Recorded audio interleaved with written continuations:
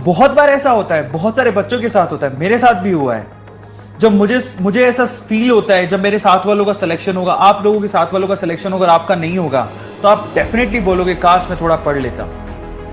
ऐसी फीलिंग आपके मन में नहीं आनी चाहिए।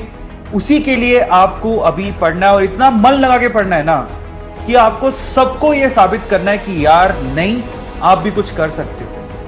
मैं आपको ना एक इंस्पिरेशनल स्टोरी, जो कि मेरी लाइफ की स्टोरी है, जिससे मुझे मोटिवेशन मिला हुआ है, वो आपसे आज शेयर करता हूं, ताकि आप लोगों में ना एक भयंकर एक आग पैदा हो अंदर, ताकि आप पढ़ने में जुट जाओ।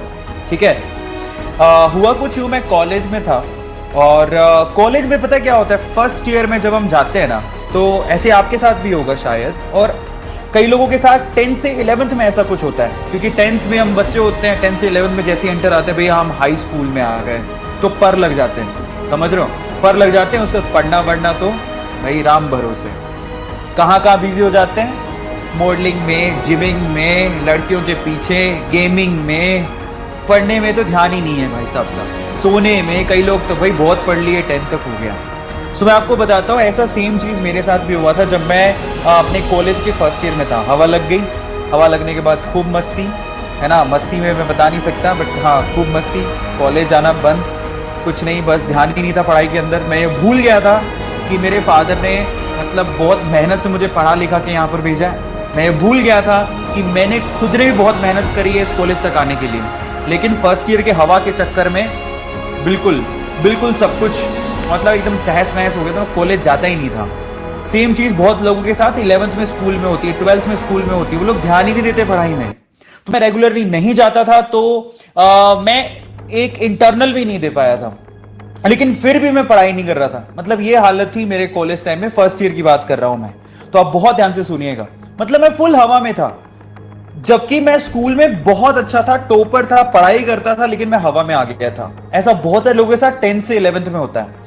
अब एक दिन क्या हुआ कि मैं खाना खाता था किसी होटल में। वहां पे मैं खाना खा रहा था, रात में बैठा हुआ था और कोई नहीं था, मतलब बहुत ज्यादा सर्दी हो गई थी। हम तो माशाअल्लाह 10 बजे खाना खाने के लिए पहुंचा था, लेकिन तब तक एक फैमिली थी, मतलब मैंने ऑर्डर दे दिया था, मुझे दाल मखनी बड़ी अच्छी लगती है, मैंने ऑर्डर दे दिया और मैं वेट कर रहा। कुछ और देखने को था नहीं, आसपास सब खाली पड़ा हुआ था। तो मैं सामने एक टेबल था, उसमें देख रहा था। एक्चुअली वहाँ टेबल पे 3 लोग बैठे हुए थे। 3 लोगों में एक बूढ़ी माँ थी, जो वो खाना खा रहे थे, और उनका एक हस्बैंड थे, उनके हस्बैंड थे और उनका बेटा था। ध्यान से सुनिएगा, बूढ़ी माँ ऑलमोस्ट 60 साल की होगी, उनके हस्बैंड 65 ईयर अराउंड होंगे, और उनका बेटा था जो आई थिंक 35-40 अराउंड होगा, 41 साल का होगा। तो खाना ऑलमोस्ट खत्म कर चुके थे, मैं अपने खाने की वेट कर रहा था। अचानक से वेटर आया उसको बिल देने के लिए। तो मेरा क्वेश्चन है बहुत सिंपल, मैं काफ़ी लोगों से पूछता हूँ, आप लोग मुझे जवाब दीजिएगा। वेटर आया बिल लेकर और बिल उसने टेबल पे रखा। मेरा सवाल ये, आगे मैं बाद में बताऊँ, अगर इस सिचुएशन में आप होते, मतलब आप अपने मॉम डैड के साथ हो, आप 40 ईयर्स के हो चुके हो, आप अपने मॉम डैड के साथ हो, आप मुझे बताइए कि वो जो बिल आया वो किसको पे करना चाहिए। उस टाइम पे देखो, माँ बाप ने पढ़ा के आपको बड़ा कर दिया है, ऑब्वियसली बेटे को पे करना चाहिए। लेकिन ना उसके बाद जो हुआ, मैंने जो देखा ना, आई वॉज शॉक्ड, और उसके बाद मुझे समझ में आया कि मैं गलत डायरेक्शन में जा रहा हूँ।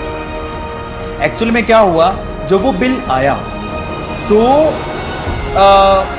जो बूढ़े मतलब ओल्ड फादर था, वो भाई साहब खाना खा रहे थे, बेटा पानी पिए जा रहा था। और मैंने ये देखा, मुझे नहीं पता सर्कमस्टेंसेस क्या हैं, लेकिन मैंने ये देखा कि वो माँ अपना खाना फिनिश किया और वो खड़ी हुई, और खड़ी होने के बाद टेबल पे गई और उन्होंने मतलब जहां से पैसे निकालते हैं, पैसे निकाले और पे किए।